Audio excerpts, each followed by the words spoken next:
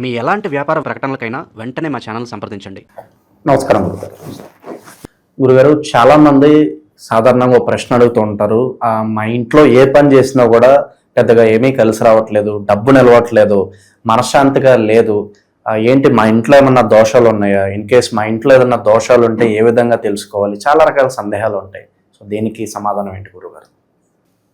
సర్వసాధారణంగా ప్రతి ఒక్కరి ఇంట్లో కూడా ఏదో ఒక దోషం ఉంటుంది. నెగిటివ్ ఎనర్జీ మీద చాలామంది ఫోకస్ చేస్తూ ఉంటారు.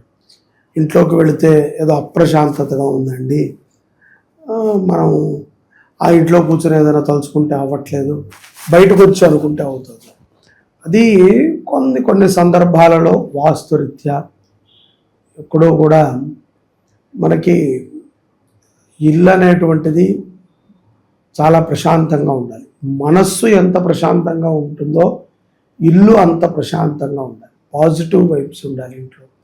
ఎక్కువగా ఇంట్లోకి కాంతి వస్తూ ఉండాలి. ఎప్పటికప్పుడు శుభ్రం చేసుకుంటూ ఉండాలి. ముఖ్యంగా విడిచిన గుడ్డలు, నిలవ పదార్థాలు ఎక్కువగా ఇంట్లో ఉండటం నెగిటివ్ని ఆకర్షిస్తుంది. పాజిటివ్ సంగతి పక్కన పెడితే నెగిటివ్ రావటానికి అవకాశం. అలాగే చాలామంది ఇండ్లల్లో బయట తిరిగిన చెప్పులతో ఇంట్లో తిరుగుతారు, అది కూడా నెగిటివ్.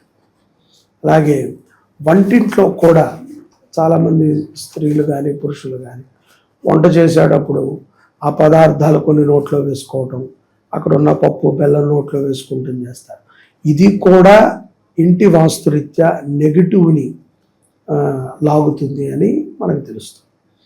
కాబట్టి ఎక్కడైతే కనుక శుభ్రముగా ఉంటుందో, ఏ ఇల్లు అయితే కనుక సుగంధ పరిమళాలని వెరజల్లుతూ ఉంటుందో, ఏ ఇంట్లో అయితే కనుక సూర్యకాంతి వస్తూ ఉంటుందో, ఏ ఇంట్లో అయితే కనుక నిత్యము కూడా ప్రశాంతమైనటువంటి వాతావరణం కావాలనుకుంటారో అటువంటి వారు శుభ్రంగా ఉండాలి. మనస్సే కాదు, వారి యొక్క విధి విధానము కూడా శుభ్రపరుచుకోవాలి, నీట్గా పెట్టుకోవాలి. చాలామందికి నేను ఇళ్ళకి వెళ్తూ ఉంటాను, వాళ్ళ ఇళ్లలో క్షణంగా అప్పుడు మనం వెళ్ళంగానే చూసి కుర్చీలో బట్టలు ఉన్నాయి తీతి అని గురువుగారు కూర్చుంటారు. అలా మనం పెట్టుకోకూడదు. చాలామంది బాత్రూంలో కూడా అంతే, ఇప్పేసామా పడేసామా బట్టలు, చక్కగా వాటిని ఫోల్డ్ చేసి పెట్టుకోవాలి. ఎక్కడికక్కడ శుభ్రంగా ఉండాలి. మంచం మీద నుంచి లేచాక పిల్లలు దుప్పటి మడత పెట్టడం కూడా మర్చిపోయారు. అలాగే సోఫాల్లో కూర్చుని తిరగటము, మంచాల మీద కూర్చుని భోజనం, ఇవన్నీ కూడా ఇంటి వాస్తుని ఎప్పటికప్పుడు మారుస్తూ ఉంటుంది. నువ్వు ఇలా వాతావరణం ఉంటే ఇంట్లో ఎప్పుడు కూడా అభద్రతాభావనతోనే ఆ ఇంట్లో ఉండాలి. కాబట్టి వాళ్ళకి ఆ ఇంట్లో ఏ పని అవ్వదు. వాళ్ళు ఒకసారి ఇంట్లో ఉన్న వస్తువులన్నీ కూడా నీట్గా శుభ్రపరచుకుని చక్కగా క్లీన్ చేసుకుని వాళ్ళు కనుక ఈ విధముగా శుభ్రంగా ఉండడానికి నిర్ణయం తీసుకుని ఎప్పటికప్పుడు చాలామంది ఇళ్లలో బూజు వేళ్లాడుతూ ఉంటారు. చాలామంది అనుకుంటారు బూజు లక్ష్మి కదండి ఉండనివ్వండి. నిజమే, కానీ మీ ఇంట్లో అకౌంట్లో ఉందా చెప్పండి. ఇంట్లో బూజు అయితే ఉంది కానీ అకౌంట్లో లక్ష్మి ఉందా? ఉంది. కాబట్టి ఎప్పటికప్పుడు శుభ్రపరుచుకుంటూ ఉండాలి ఇల్లు. ఇల్లు అనేది మనం ఎన్నిసార్లు శుభ్రపరుచుకుంటూ ఉంటే మనలో ఉన్నటువంటి మలినం మొత్తం కూడా వెళ్ళిపోతుంది.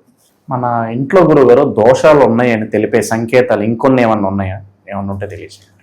లేదండి, ఇంట్లో దీపారాధన తొందరగా పొడిగట్టేయటము, నువ్వు ఎంత నూనె పోసి వెలిగించినా కూడా తొందరగా పొడిగట్టేయటము, ఎక్కువగా అన్నాన్ని పడేసే ఇళ్లల్లో దోషాలు ఉన్నాయంటూ ఉంటారు. ఎందుకంటే మనం తిందామని చేసుకుంటాం, ఏదో ఆ టైంకి బయటికి వెళ్ళిపోతారు, తింటారు. రోజు ఇంట్లో అన్నం ఎంతో కొంత పడేయాల్సి వస్తుంది పదార్థాలు, అంటే ఆ ఇంట్లో దోషం ఉన్నది. అలాగే పీడకలలు వస్తూ ఉంటాయి, పడుకుంటే కనుక పీడకలలు వస్తూ ఉంటాయండి. మధ్యాహ్నం పూట బాగా నిద్ర వస్తూ ఉంటుంది, రాత్రి ఎంతసేపు అయినా నిద్ర రాదు, ఎప్పుడూ కూడా నెగిటివ్ వైబ్స్ వస్తూ ఉంటాయి, పిచ్చి కలలు వస్తూ ఉంటాయి అంటూ ఉంటారు కదా, ఆ ఇంట్లో దోషం ఉన్నట్టు. ఏదో ఒక పని మీద బయటికి బయలుదేరారు యజమాని, సగం దూరం వెళ్ళాక దానికి సంబంధించిన పత్రాలు కానీ మర్చిపోవటం, ఆ ఇంట్లో కూడా దోషం ఉన్నట్టు. తరచూ ఇలాగే జరుగుతుందండి. రెగ్యులర్గా ఆఫీస్కి వెళ్ళేవారే వాళ్ళ బ్యాడ్జ్ పెట్టుకుంటాం మర్చిపోయారు, వాళ్ళ ఫైల్ తీసుకెళ్ళటం మర్చిపోయారు, వాళ్ళ ఫోన్ పెట్టుకెళ్ళటం మర్చిపోయారు, ఏదో ఒకటి మర్చిపోతూ ఉంటారు కదా ఇంట్లోంచి వెళ్ళాడు.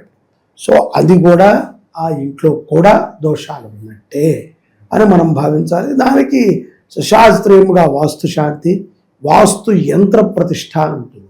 ఆ ఇంట్లో సొంత ఇల్లు అయితే కనుక ఈశాన్యంలో తప్పనిసరిగా వాస్తు యంత్రాన్ని స్థాపన చేసుకోవాలి. ఇల్లు పరిశుభ్రంగా పరుచుకోవాలి. అది ఆడవాళ్ళైనా మగవాళ్ళైనా సరే.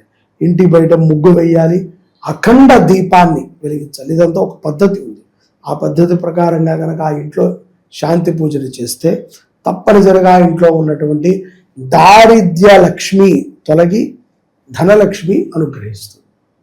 గురుగారు, మరి ఇంట్లో ఇలాంటి దోషాలు ఉన్నాయని మనకు తెలిసినప్పుడు మరి పరిహార నిమిత్తంగా ఏం చేస్తే బాగుంటుంది? అదే చెప్తున్నా కదా, పరిహార నిమిత్తముగా వాస్తుకు సంబంధించినటువంటి పరిహారాన్ని చూసుకుంటాం.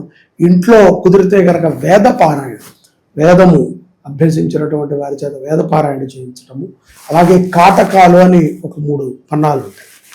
పితృదేవతలకు సంబంధించిన పన్నాలు, ఈ యొక్క పిశాచ దేవతలకు సంబంధించిన మంత్రాలు, ఇవన్నీ కూడా వాటిని ఇంట్లో పఠనము చేయించటము మంచిది. ఇది నవమి రోజు కానీ, ద్వాదశి రోజు కానీ, పౌర్ణమి లేదా అమావాస్య రోజుల ఈ కార్యక్రమాలను ఇంట్లో చేయించుకోవడం ద్వారా శుభప్రదం కలుగుతుంది. ఓవరాల్గా ఇంట్లో దోషాలు ఉన్నాయని ఏ విధంగా తెలుసుకోవాలి, దానికి పరిహారాలు ఏ విధంగా చేసుకోవాలి, మంచి విశ్లేషణ అందించారు. ధన్యవాదాలు. నమస్కారం.